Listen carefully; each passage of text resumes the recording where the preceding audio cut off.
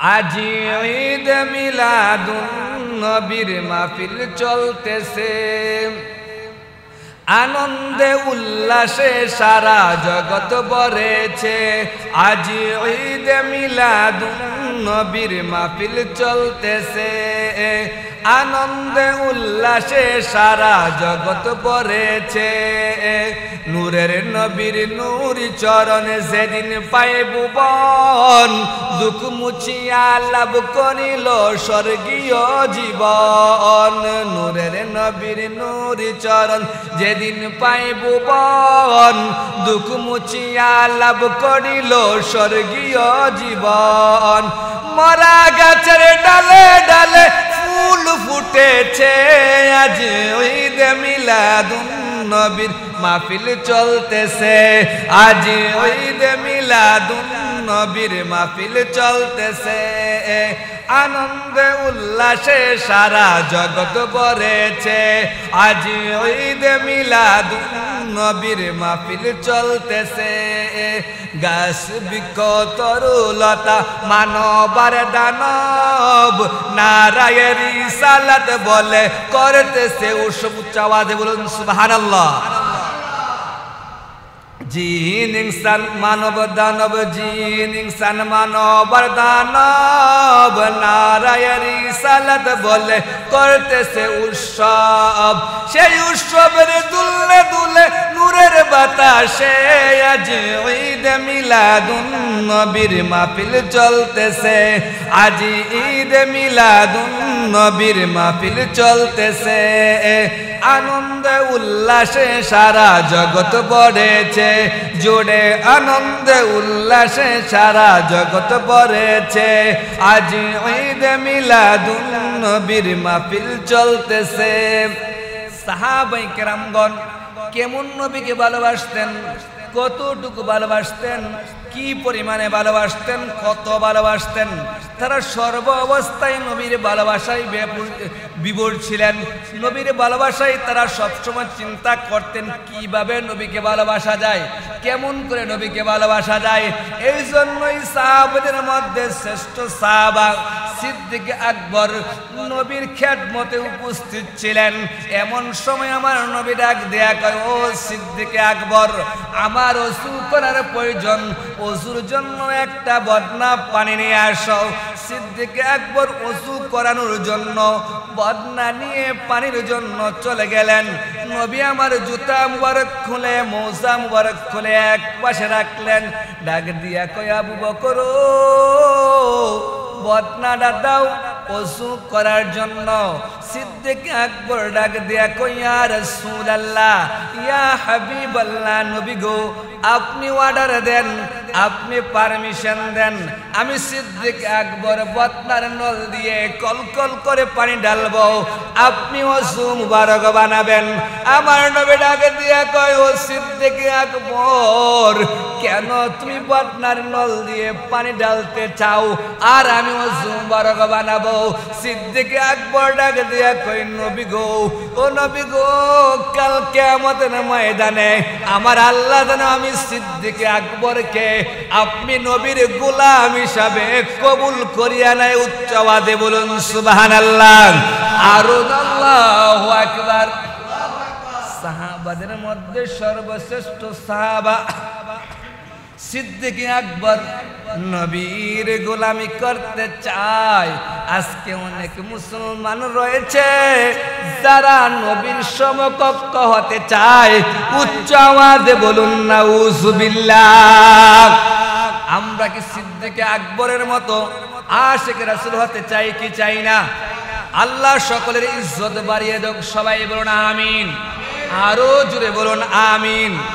এবার নবীর পারমিশন পাইয়া সিদ্দিক আকবর বদনার নল দিয়ে কলকল করে পানি ঢালতেছে।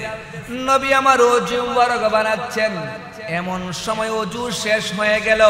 ওযু শেষ হওয়ার পরে সিদ্দিক আকবরের রুমাল দিয়া আল্লাহর নবী সাল্লাল্লাহু আলাইহি সাল্লামের হাত মুবারক, পা মুবারক মুছে দিলেন। সিদ্দিক আকবর ডাক দিয়া কয়, আল্লাহ, আমার আমার জীবন ধন্য হয়ে গেল। আমি সিদ্দিক আকবর তোমার নবীর গোলামি করতে পেরেছি, আমার কলিজা ঠান্ডা হয়ে গেছে। উচ্চ আওয়াজে বলুন সুবহানাল্লাহ। আমাদের সুপরিচিত বক্তা হযরত মাওলানা আব্দুল বাসির কাদরি সাহেব হুজুরকে হুজুরের মূল্যবান আলোচনা পেশ করার জন্য অনুরোধ করছি।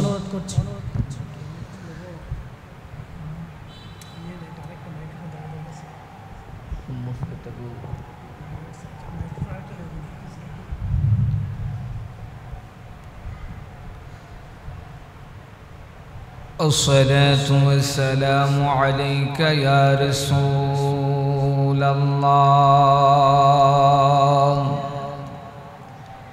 الصلاة والسلام عليك يا حبيب الله،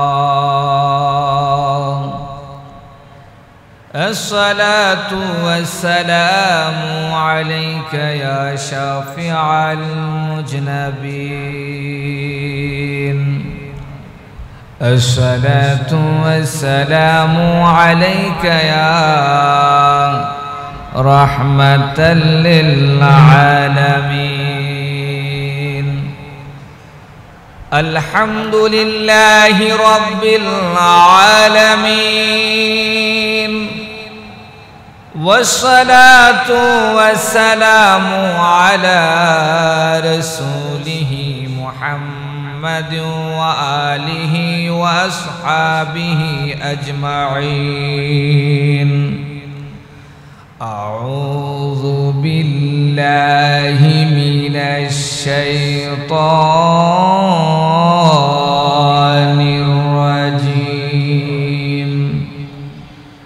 بسم الله الرحمن الرحيم. وما أرسلناك إلا رحمة للعالمين. إن الله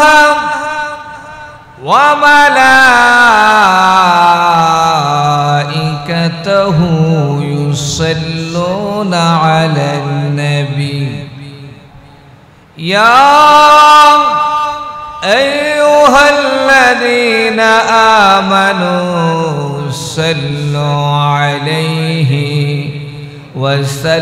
وسلموا تسليما. اللهم صل على محبت برون سيدنا مولانا محمد وعلى آل سيدنا مولانا محمد. তাই বলি গো নবীর আশিক এনামেত হও দিওয়ানা, থাকবে না যে মরণ কষ্ট, জান্নাত হবে ঠিকানা। আল্লাহুম্মা সাল্লি আলা মাশাআল্লাহ মাওলানা মুহাম্মদ ওয়া আলা আলি সাইয়্যিদিনা মাওলানা মুহাম্মদ। নূর নবীর পসিনা মুবারক মিশকাতে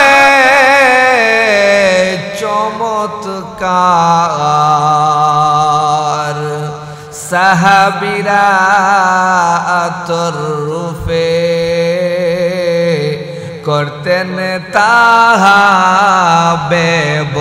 ব্যবহার। আল্লাহু मोहब्बते सैयदना मौलाना मुहम्मद वाला आले सैयदना मौलाना मुहम्मद যতই দুরূদ পড়ি মোরা মনের তৃপ্তি মিটে না দেখা দিয়ে নিবান নবী গো আশেকে দের প্রেম জালা আল্লাহুম্মা মুহাব্বতে सैयदना मौलाना मुहम्मद वाला आली सैयदना मौलाना मुहम्मद ला इलाहा इल्लल्लाह ला इलाहा لا إله إلا الله لا إله إلا الله لا إله إلا الله لا إله বাইদান বহু দূরে মাদিনা কেমনে যাব জানি না দয়াল আল্লাহ দয়া করো দয়াল আল্লাহ দয়া করো নসিব করো মাদিনা লা ইলাহা ইল্লাল্লাহ লা ইলাহা ইল্লাল্লাহ লা ইলাহা বাইদান আমরার মনের বেদনা বুঝাইলে কেউ বুঝে না শোনাইলে কেউ শোনে না শোনাইলে কেউ শোনে না শোনেন সাহেব মাদিনা লা ইলাহা ইল্লাল্লাহ লা ইলাহা ইল্লাল্লাহ লা ইলাহা ইল্লাল্লাহ লা ইলাহা জুরে লা ইলাহা ইল্লাল্লাহ লা ইলাহা বাইদান সাজ্জাত জান্নাত বানাইলো মনের মতো করে সাজাইলো একটি কদম রাখার পড়ে একটি কদম রাখার পড়ে আজরাইলকে পাঠাইলো লা ইলাহা ইল্লাল্লাহ লা ইলাহা ইল্লাল্লাহ লা ইলাহা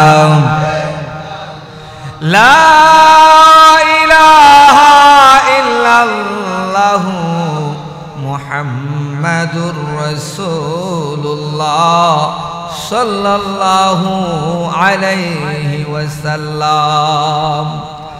উপস্থিত মুআজ্জিজ মুহতারাম,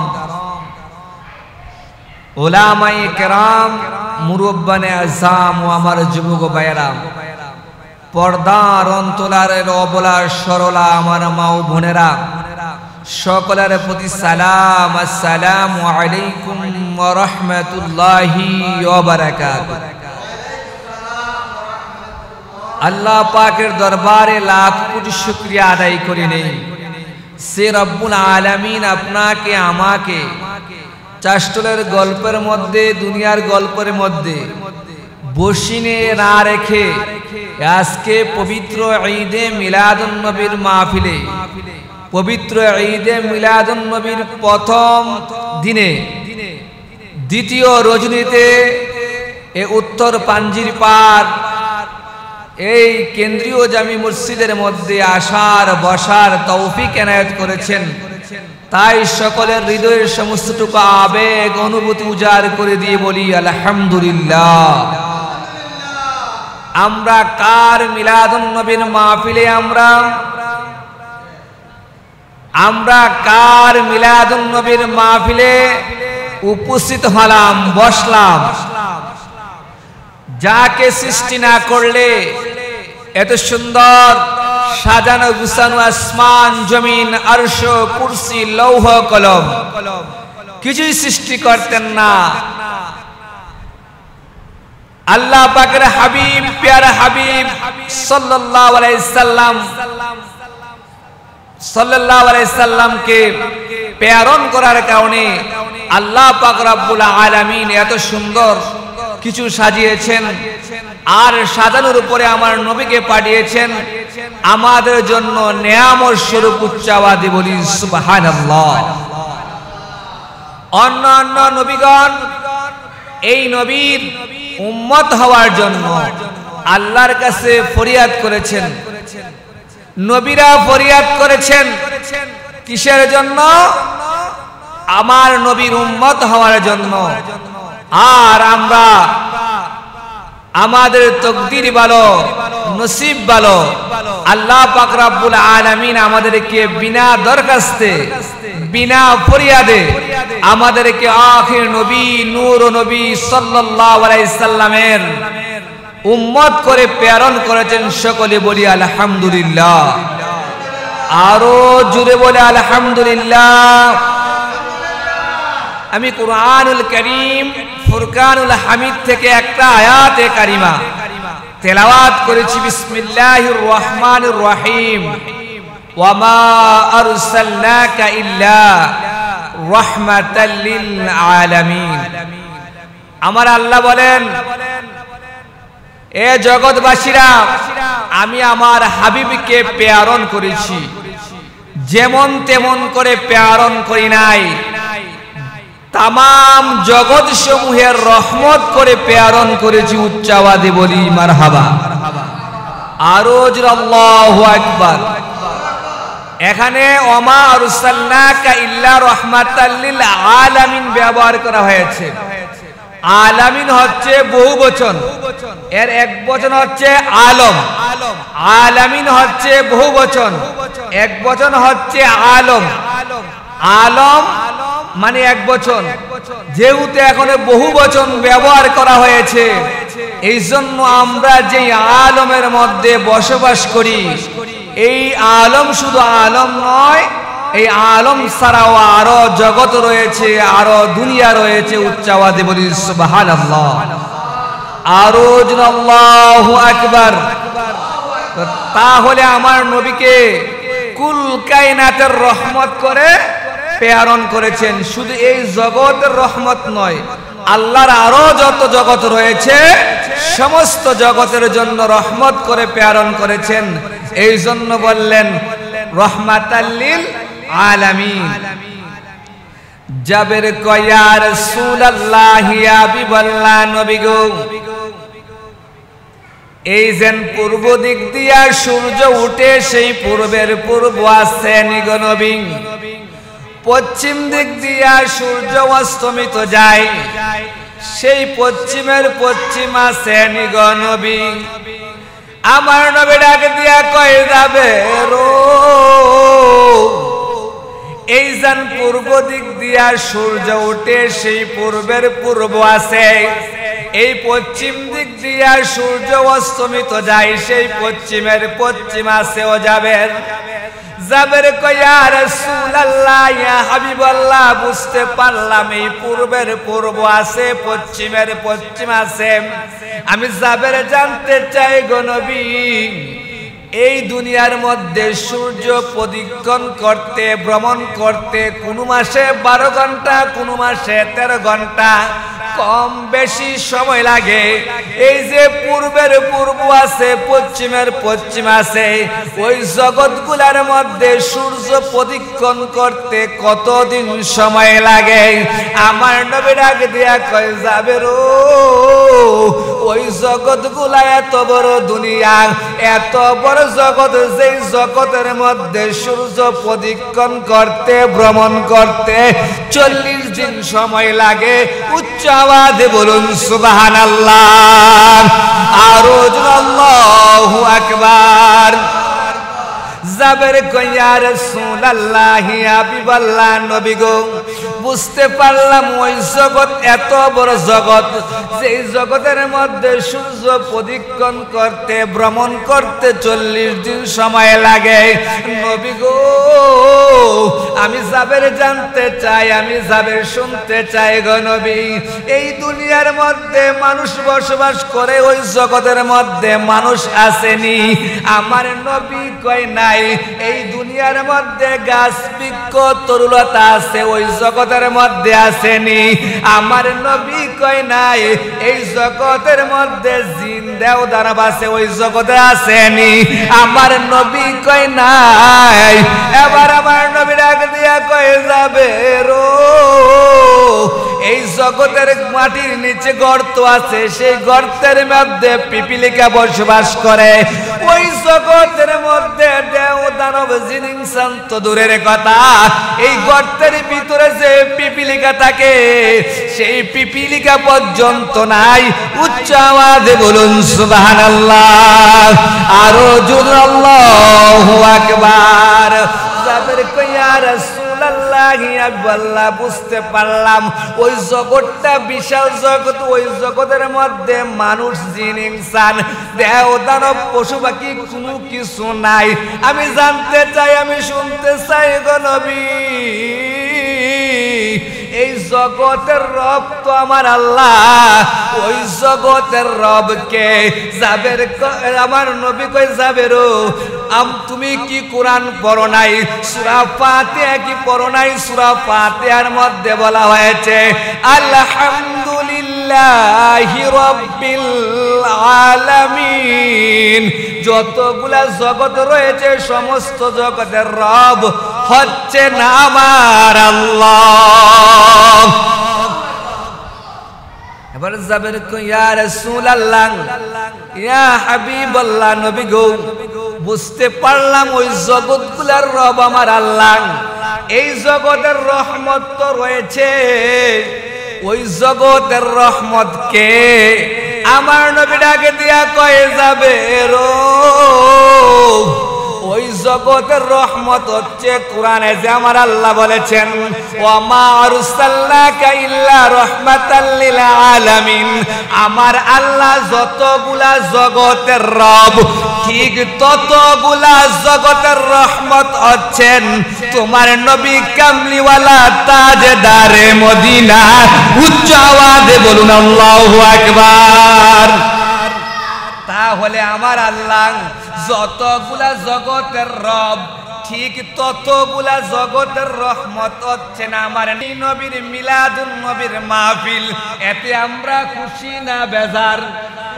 আওয়াজে বলুন খুশি না বেজার? আজি ঈদ মিলাদুন নবীর মাহফিল চলতেছে, আজি ঈদ মিলাদুন নবীর মাহফিল চলতেছে। আনন্দে উল্লাসে সারা জগৎ ভরেছে, আজি ঈদ মিলাদুন নবীর মাহফিল চলতেছে। এই মিলাদুন নবীর মাহফিল পাইয়া আমরা খুশি না বেজার? এখন বলতে পারেন হুজুর সাহাবীরা এমনি ঈদে মিলাদুন নবী করছেনি, সাহাবীরা লোক লইয়া জুলুস করছেনি? আমাকে আমার এক পরিচিত ব্যক্তি বলল আপনারা রাস্তার মধ্যে জুলুস করেন, মিলাদুন নবীর মাহফিল করেন, কোন জুলুসের মধ্যে কোন শহরে কোন সাহাবারা কত হাজার লোক লইয়া এই জুলুস করছে, ডকুমেন্ট চাই। আমি বললাম ভাই আপনি আমাকে প্রশ্ন করেছেন, এই প্রশ্নের উত্তর দিতে হলে আপনাকে আমি প্রশ্ন করব, আপনার প্রশ্ন থেকে আমি উত্তর দিয়ে দেব। এবার বলে কি প্রশ্ন করেন? আমি আপনার কাছে জানতে চাই, নবী যখন আগমন করলেন, যখন নবী এই 12ই রবিউল আউয়ালে মা আমিনার ঘরে তাশরিফ আনলেন, তখন কত হাজার কত লক্ষ মুসলমান ছিল? ওই ব্যক্তি বলল, না ভাই একজন মুসলমান ছিল না। ছিল মুসলমান ছিল? একজন মুসলমান ছিল না। তাহলে যদি মুসলমান না থেকে থাকে, কিভাবে কেমন করে ওই সময় জুলুস করবে? হ্যাঁ, সাহাবায়ে কেরামগণ জুলুস করেছেন, র্যালি করেছেন। কখন? যখন মক্কা থেকে হিজরত করিয়া নবী আমার মদিনার মধ্যে গেলেন, মদিনার অলিতে গলিতে জুলুসের আনন্দ সয়লা বহে গেল। আর তারা বলতে লাগলো, তলা আল বাদরু আলাইনা মিন সানিলিয়াতিল ওয়াদাই। কাসিদা পরে পরে, নাত পরে পরে নবীকে বরণ করে নিয়েছিলেন। যেই দিন আমার নবীকে বরণ করে নিয়েছিলেন, সেই দিনটা ছিল 12ই রবিউল আউয়াল। যখন মানুষেরা ইসলাম বুঝলো, মুসলমান হয়ে গেল, নবী মক্কা থেকে মদিনাতে গমন করলেন। মদিনার মুসলমানেরা জুলুস করেছে, আনন্দ করেছে, উল্লাস করেছে। উচ্চ আওয়াজে বলুন সুবহানাল্লাহ। এই জন্য যারা আশিক রাসূল, যারা মুসলমান, নবীকে ভালোবাসে, নবীর আগমনের কারণে তারা ঈদে মিলাদুন নবী করে, আনন্দ করে, মিছিল করে। আওয়াজে বলুন ঠিক কিনা বে ঠিক? মদিনার সাহাবীরা যদি আনন্দ করার কারণে গুনাহ হইতো, শিরক হইতো, বেদাত হইতো, আমার নবী ফতোয়া দিয়ে যাইতো যে এইগুলা করিও না, এইগুলা করলে কি হবে? শিরক হবে, বেদাত হবে। মদিনা থেকে অনেক দূরে তারা ঢোল বেঁধে গিয়েছিল, ওইখান থেকে স্লোগান দিয়ে দিয়ে, নাদ বলে বলে মদিনাতে নিয়ে আসছিল নবীকে। তাহলে এই দলিল থেকে কি প্রমাণ হয় না সাহাবীরা নবীর আগমনে কি করেছেন? আনন্দ করেছেন, উল্লাস করেছেন। উচ্চ আওয়াজে বলুন সুবহানাল্লাহ, আল্লাহু আকবার। আহলে সুন্নাত ওয়াল জামাত এত দুর্বল জামাত না যেই আমলের মধ্যে কোনো ডকুমেন্ট থাকবে না। আরো অসংখ্য ডকুমেন্ট রয়েছে, এইগুলা দিতে গেলে আরো সময় রয়েছে। কিন্তু আমরা নবীকে একটু মোহাব্বত করলেই তো সাহাবাদের মোহাব্বতের মতো হয় না। সাহাবারা কিভাবে মোহাব্বত করতেন, কতটুকু করতেন, কি পরিমাণ করতেন, তাদের তুলনায় আমরা কিছুই করতে পারি না। সাহাবাদের মধ্যে শ্রেষ্ঠ সাহাবা সিদ্দিক আকবর। কি? সিদ্দিক আকবর। তিনি এক রাত্রে যেই ইবাদত করেছে, সমস্ত উম্মতি মুহাম্মাদের নেক যদি এক পাল্লাতে রাখা হয়, নবীর মুহাব্বতে এক রাত্র জাগ্রত থাকার কারণে সিদ্দিক আকবরের নেকের পাল্লা ভারী হয়ে যাবে, সমস্ত উম্মতি মুহাম্মাদের নেকের পাল্লা হালকা হয়ে যাবে। তাহলে নবীর মুহাব্বতের দাম এত বেশি। সুবহানাল্লাহ বলুন, আল্লাহু আকবার। এই জন্য বুখারী শরীফের মধ্যে বলছেন, হুব্বুর রাসূলি মিনাল ঈমান। নবীর ভালোবাসাই হচ্ছে কি? ঈমান। আওয়াজ, নবীর ভালোবাসা কি? ঈমান। আরেক হাদিসে পাকের মধ্যে আসছেন, লা ইউমিনু আহাদুকুম হাত্তা কুনা হাব্বা ইলাইহি মিন ওয়ালিদিহি ওয়া ওয়ালাদিহি ওয়ান নাস আজমাইন। তোমরা ততক্ষণ পর্যন্ত মুমিন হতে হবে না, মুত্তাকি হবে না, যতক্ষণ পর্যন্ত তোমার বাবা মা, ছেলে সন্তান, আত্মীয় এবং কি তোমার নিজের জানের চাইতে বেশি নবীকে ভালো না বাসবে, ততক্ষণ পর্যন্ত কি হবে না? ঈমানদার হতে পারবে না। তাহলে ঈমানদার হওয়ার জন্য শর্ত কি? নবীর ভালোবাসা। কি? নবীর ভালোবাসা। সাহাবারা নবীকে ভালোবাসছেন কি বাসেন নাই? বাসছেন। আজ ঈদ মিলাদুন নবীর মাহফিল চলতেছে, আনন্দে উল্লাসে সারা জগৎ ভরেছে। আজ ঈদ মিলাদুন নবীর মাহফিল চলতেছে, আনন্দে উল্লাসে সারা জগৎ ভরেছে। নূরের নবীর নূরি চরণে যেদিন পায় ভুবন, দুঃখ মুছিয়া লাভ করিল স্বর্গীয় জীবন। নূরের নবীর নূরি চরণ যেদিন পায় ভুবন, দুঃখ মুছিয়া লাভ করিল স্বর্গীয় জীবন। মরা গাছের ডালে ডালে ফুল ফুটেছে, আজ ঈদে মিলাদুন নবীর মাহফিল চলতেছে। আজ ঈদে মিলাদুন নবীর মাহফিল চলতেছে। আনন্দে উল্লাসে সারা জগৎ ভরেছে। আজ ঈদে মিলাদুন নবীর মাহফিল চলতেছে। গাছ বৃক্ষ তরুলতা মানবার দানব, নারায়ের রিসালাত বলে করতেছে উৎসব। উচ্চ আওয়াজে বলুন সুবহানাল্লাহ। জিন ইনসান মানব দানব, জিন ইনসান মানবার দানব, নারায়ের রিসালাত বলে করতেছে উৎসব। সেই উৎসবের দুলে দুলে নূরের বাতাসে আজ ঈদে মিলাদুন নবীর মাহফিল চলতেছে। আজ ঈদে মিলাদুন নবীর মাহফিল চলতেছে। আনন্দে উল্লাসে সারা জগৎ ভরেছে, জোড়ে আনন্দে উল্লাসে সারা জগৎ ভরেছে। আজ ঈদে মিলাদুন নবীর মাহফিল চলতেছে। সাহাবায়ে কেরামগণ কেমন নবীকে ভালোবাসতেন, কতটুকু ভালোবাসতেন, কি পরিমাণে ভালোবাসতেন, কত ভালোবাসতেন।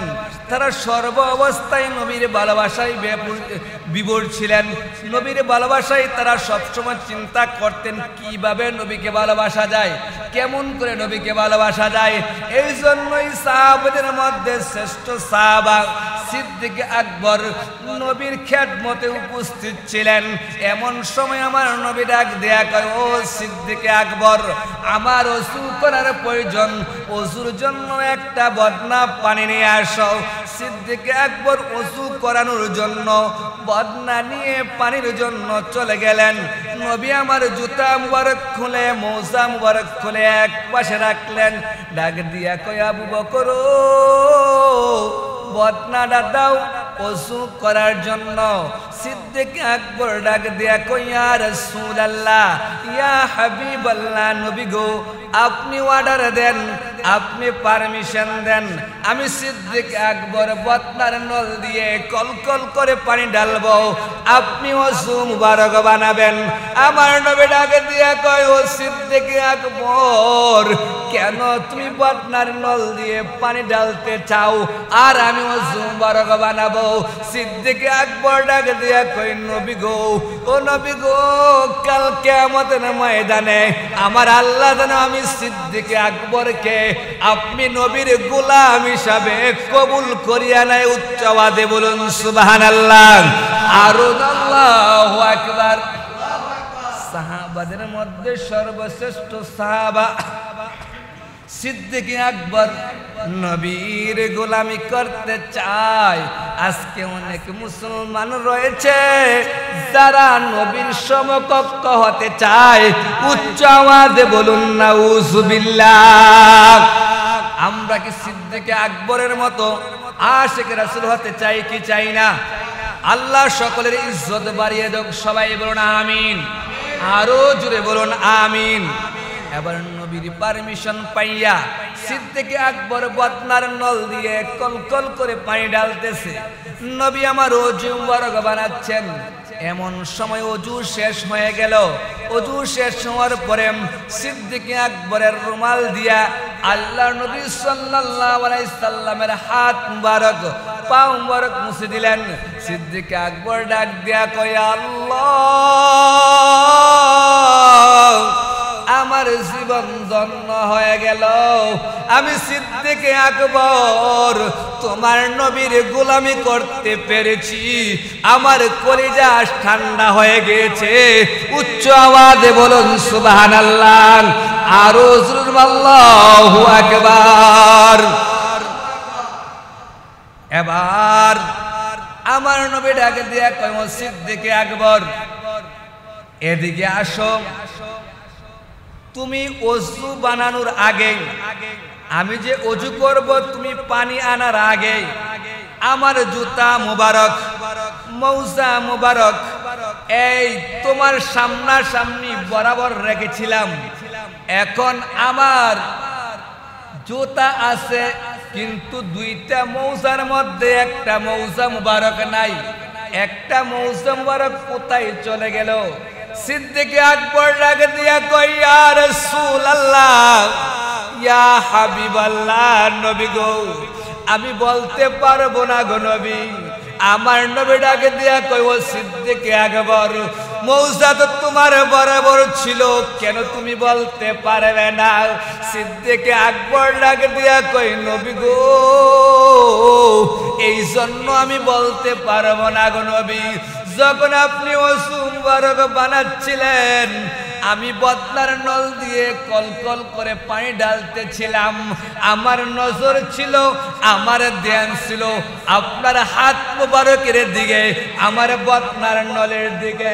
আমার নবী ডাকে দিয়া কই ও সিদ্দিক আকবর, কেন তোমার নজর ছিল আমার হাত মুবারকের দিকে আর বদনার নলের দিকে?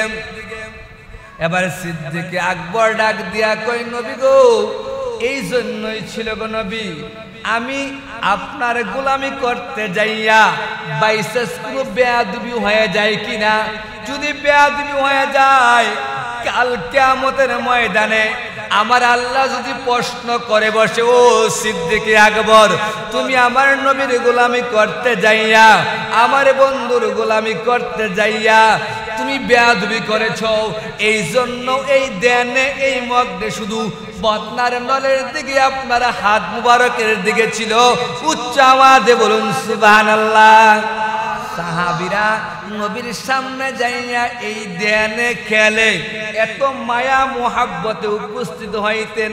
আর আজকে আমরা নবীর মিলাদ মাহফিলের মধ্যে আইসা বেয়াদবি করি, মসজিদে আইসা আল্লাহু আকবার বলে আল্লাহর সামনে উপস্থিত হইয়া আমরা বেয়াদবি করি, আল্লাহর দিকে আমাদের মন রুজু হয় না।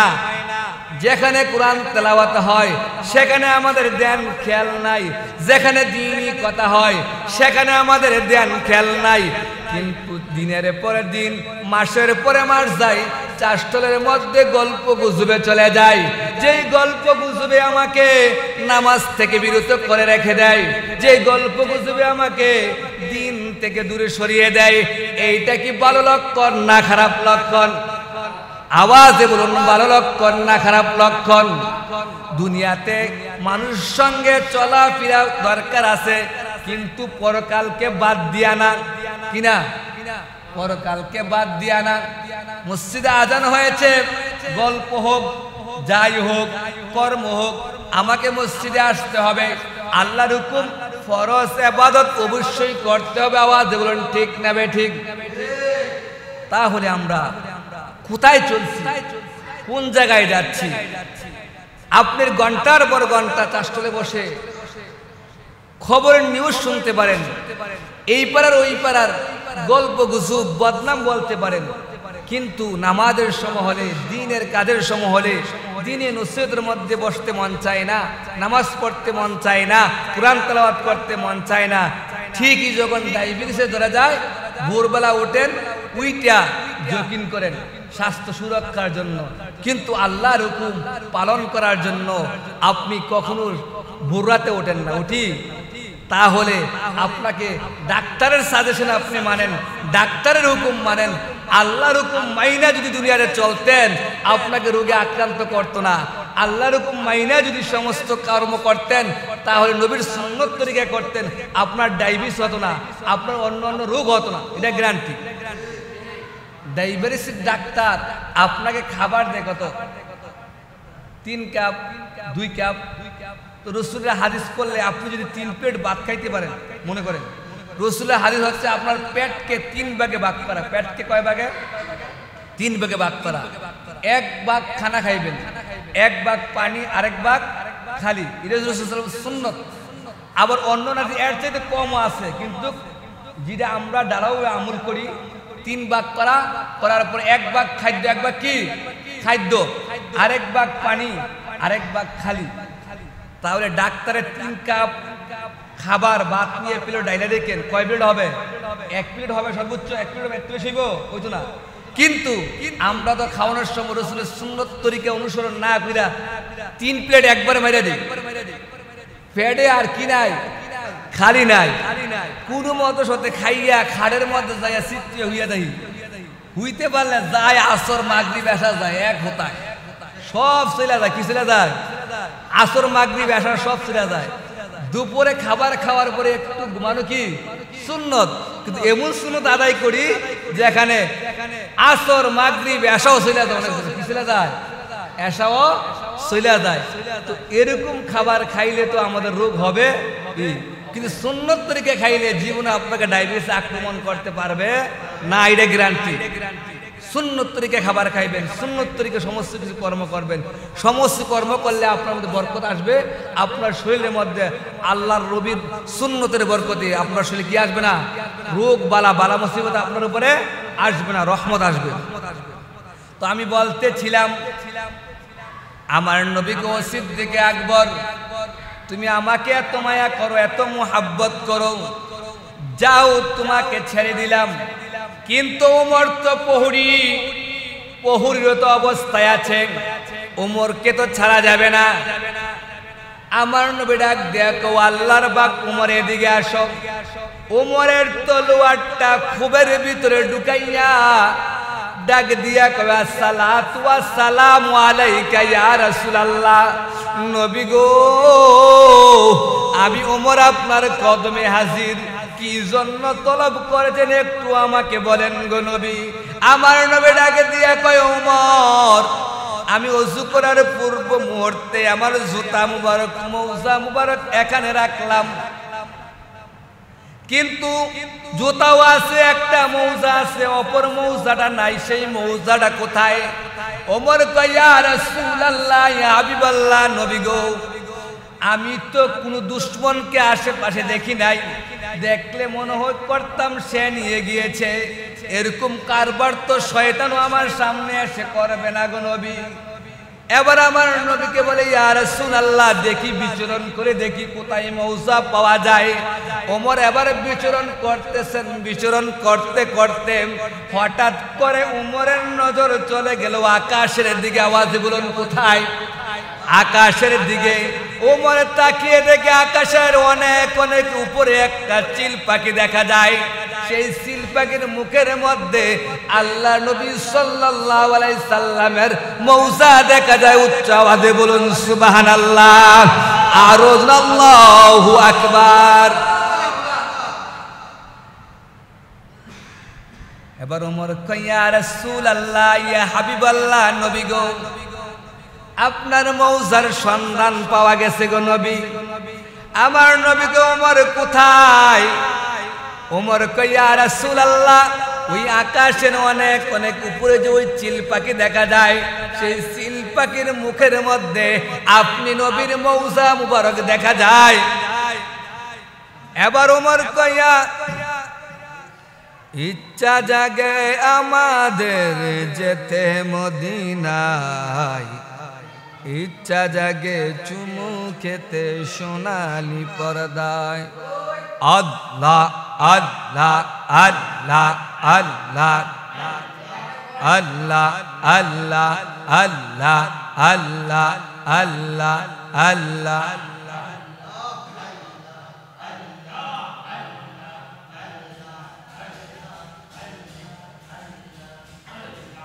আল্লাহ আল্লাহ আল্লাহ।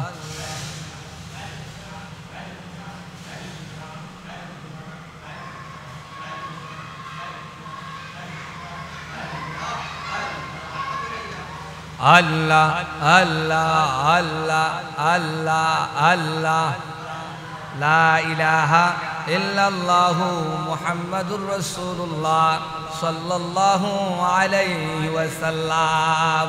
ওমর কয় ইয়া রাসূলুল্লাহ হাবিবাল্লাহ, ওই যে আকাশের অনেক অনেক উপরে চিল পাখি দেখা যায় গো নবী, ওই চিল পাখির মুখের মধ্যে আপনি নবীর মৌজা মুবারক দেখা যায়। ওমর কয় ইয়া রাসূলুল্লাহ, নবী গো আপনি অর্ডার দেন, আপনি পারমিশন দেন, এই চিল পাখি কেন আপনার সঙ্গে বেয়াদবি করলো তাকে উত্তম শাস্তি দেই, এই জমিন থেকে আমার তলোয়ারটা চালাইয়া দেই, আকাশ থেকে চিল পাখিটাকে দুই খণ্ডত করিয়া আপনি নবীর কদম মুবারকে ফালাইয়া দেই। উচ্চ আওয়াজে বলুন সুবহানাল্লাহ। ও দুনিয়ার মানুষেরা রে,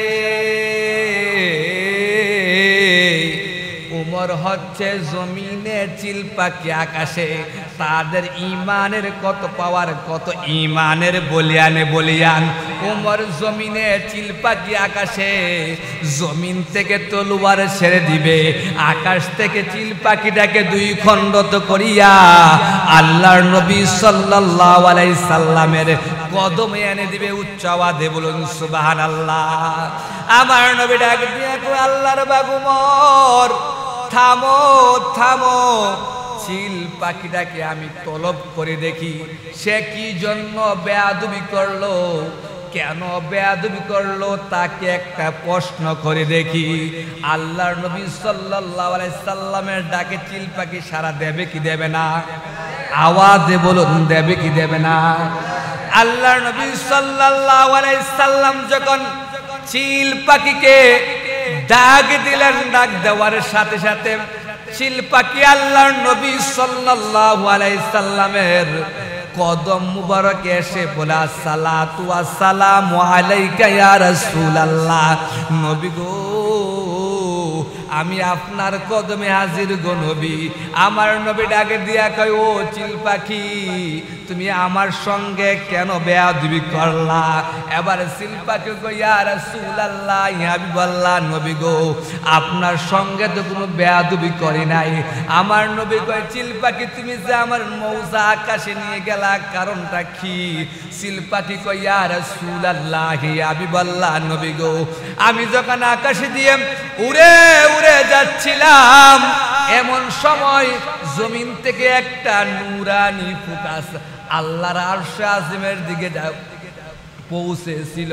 আমি উড়ন্ত অবস্থায় যাচ্ছিলাম, লাইট নিজ দিক দিয়ে কি করতে আকাশের দিকে ফোকাস দিচ্ছে, আর আমি যখন এই ফোকাস অতিক্রম করলাম, ফোকাসের জ্যোতি যখন আমার দুই চোখের মধ্যে লেগে গেল, আমি চিল পাখি তামাম দুনিয়াটারে হাতের তালুর মতো দেখতে পাইলাম। উচ্চ আওয়াজে বলুন সুবহানাল্লাহ। এবার চিল পাখি কই ইয়া রাসূলুল্লাহ, তখন আমি তাকিয়ে দেখলাম কোথায় থেকে নূরানি ফোকাস আসতেছে। আমি তাকিয়ে দেখলাম জমিনের মধ্যে আপনি কি করতেছেন, ওযু মুবারক বানাচ্ছেন, আর আপনার শরীর মুবারক থেকে নূরানি ফোকাস আল্লাহর আরশ আজিমের দিকে জ্যোতি হয়ে আছে। এবার আমি দেখতে পাইলাম আপনি যে ওযু মুবারক বানাচ্ছেন, ওযুর পানিগুলা গড়াগড়ি দিয়ে নিচের জুব্বির দিকে যাচ্ছিল, আর ওই জুব্বির মধ্যে একটা কালসাপ লুকায়িত অবস্থায়। এবারে কালসাপ চিন্তা করলো আমি যদি সরাসরি যাইয়া সুবল মারি তাহলে সিদ্দিক আকবর আমাকে মেরে ফেলবে, উমর প্রহরীরত অবস্থায় মেরে ফেলবে। এই জন্য এই সাপটা একটা কৌশল অবলম্বন করলেন। সাপটা কৌশল অবলম্বন করিয়া আপনার মৌজা মুবারকের ভিতরে প্রবেশ করলেন। আপনি যখন মৌজা মুবারক ধরবেন তখন সাপটা সবল মারবে। এই জন্য আমি আকাশ থেকে শু করে এসে এই মৌজাটা আকাশে নিয়ে গেলাম, নিয়ে আমার দুই ঠোঁট দিয়ে ঠুকরিয়ে ঠুকরিয়ে এই সাপটাকে মেরে ফেললাম। উচ্চ আওয়াজে বলুন সুবহানাল্লাহ, আর আল্লাহু আকবার। এই আলোচনা থেকে আমরা কি শিক্ষা পেলাম, কি এখান থেকে আমরা কি সংগ্রহ করব? এখান থেকে আমরা এটাই সংগ্রহ করব, একটা চিল পাখি যদি নূর নবীর নূরানি দেহ মুবারকের আলোর বরকতে তার চোখের পাওয়ার বাড়িয়া যায়, আমরা তো সেই নবীর উম্মত, সেই নবীর আশিক, সেই নবীর দেওয়ানা। আমরা যদি নবীকে সেইভাবে মোহাব্বত করতে পারি, ভালোর মতো ভালোবাসতে পারি, সেই নবীর নজর যদি যেই উম্মতটার উপরে পড়বে, সেই নবীর দাম বাড়বে না কমবে? সেই নবীর উম্মতেই তো গাউস হয়, কুতুব হয়, যারা চক্ষু বন্ধ করলে রওজা শরীফ থেকে আমার নবীকে দেখতে পায়। উচ্চ আওয়াজে বলুন সুবহানাল্লাহ। তারা যদিও বাংলার জমিনের মধ্যে থাকে, চক্ষু বন্ধ করার সাথে সাথে আমার নবীর নূরানি নজরের কারণে তামাম পৃথিবীটাকে হাতের তালুর মতো দেখতে পাই। সুবহানাল্লাহ বলুন। তাহলে সেই নবীর মায়া, মুহাব্বত, ভালোবাসা হাসিল করার দরকার আছে কি নাই? কিনা হুব্বুর রাসূল মিনাল ঈমান, নবীর ভালোবাসার নামই হচ্ছে ঈমান। তাহলে নবীকে ভালোবাসতে হবে কি পরিমাণ? আমার বাবা মা, ছেলে সন্তান, আত্মীয় আমার নিজের জানের চাইতে বেশি ভালোবাসতে হবে। এই জন্য হাদিসে পাকের মধ্যে আসেন, লা ইউমিনু আহাদুকুম হাত্তা কুনা হাব্বা ইলাইহি মিন ওয়ালিদিহি ওয়ালাদিহি ওয়ান নাসি আজমাইন। এই হাদিসে পাক যখন ফারুকে আজমের সামনে উপস্থাপন করা হলো, ফারুকে আজম ডাক দিয়া কই, ইয়া রাসূলুল্লাহ, ইয়া হাবিবাল্লাহ, আমি আমার বাবা মা, ছেলে সন্তান সবার চাইতে আপনাকে ভালোবাসি, কিন্তু আমার জানের চাইতে বেশি না। আমার নবী কয়, ওমর, তুমি পূর্ণ ইমানদার হতে পারলে না। মানে এই হাদিস শরীফটা উমরের কি আসতেছিল না, বুঝে আসতেছিল না। তো বুঝে না আসার কারণে আল্লাহর হাবিব সাল্লাল্লাহু আলাইহি সাল্লামের এই হাত মুবারক উমরের সিনার মধ্যে এমনি টাচ করলেন। কি করলেন? টাচ করলেন। টাচ করার সাথে সাথে উমরের সিনা খুলে গিয়েছে, কাশফ খুলে গিয়েছে। উমরের হৃদয়ের মধ্যে সে হাদিসের মানে বুঝে চলে আসছে। এবার উমর ডাক দিয়া কই, ইয়া রাসূলুল্লাহ, এবার আমি উমর হাদিসের ভাষা বুঝে গিয়েছি। আমার মতো হাজার উমরও যদি আমি হাজারবার যদি আমি জীবন পাই, তাহলেও আপনার কদমে, আপনার প্রেমে আমার জীবন কুরবানি দিতে প্রস্তুত। উচ্চ আওয়াজে বলুন সুবহানাল্লাহ। আজকে নবীর প্রেমে যে এত সুন্দর ঈদে মিলাদুন নবীর মাহফিল সাজাইছে, শারীরিক পরিশ্রম হয়েছে কিনা? টাকা পয়সা খরচ হয়েছে কিনা? হ্যাঁ, সময় নষ্ট হয়েছে কিনা? উদ্দেশ্য কি? নবীর ভালোবাসা। উদ্দেশ্য কি? নবীকে ভালোবাসে নাকি আর কোনো উদ্দেশ্য আছে? তো নবীকে আমরা ভালোবাসি নবীর ভালোবাসা পাওয়ার জন্য, নবীর ভালোবাসা পাওয়ার জন্য। এই জন্য নবীকে ভালোবাসতে হবে। নবীকে না ভালোবেসে আপনি যদি ইহুদি খ্রিস্টানদের ফলো করেন, তাহলে আপনার কোনো লাভে আসবে না। আমরা প্রত্যেকটা কদমে, আমার মাথা থেকে পায়ের তলা পর্যন্ত, আমার ঘর থেকে সংসদ ভবন পর্যন্ত নবীর আয়াতেবা, নবীকে অনুসরণ যারা করতে পারছে, সেই জাতিগুলো ওই শ্রেষ্ঠ জাতি হয়েছে। সেই জাতিরাই সিদ্দিক আকবরের মতন হয়েছে, সেই জাতিরাই ফারুক আজমের মতো হয়েছে, সেই জাতিরাই উসমান জিন নুরাইনের মতো হয়েছে, সেই জাতিরাই মাওলা আলীর মতো হয়েছে, সেই জাতিরাই ইমাম হাসান হুসাইনের মতো হয়েছে, সেই জাতিরাই গাউসে পাক হয়েছে, সেই জাতিরাই ইমাম মঈনুদ্দিন চিশতির মতো হয়েছে, সেই জাতিরাই আমাদের মাযহাবের ইমাম আবু হানিফা রাহমাতুল্লাহ আলাইহির মতন বিশ্ববিখ্যাত কি মাসআলা বিষয়ক একজন ইমাম হয়েছেন। এমনি করে বিশ্বের সমস্ত ওলিরা তাদের ইতিহাস তালাশ করে দেখেন, তাদের জীবনে একটাই বিষয়, আল্লাহ আল্লাহ রাসূলকে কিভাবে হাসিল করা যায়, তাদের মুহাব্বত, তাদের মারিফত কিভাবে হাসিল করা যায়। যারা এই করতে পেরেছে তারাই দুনিয়াতে কামিয়াব হতে পেরেছে।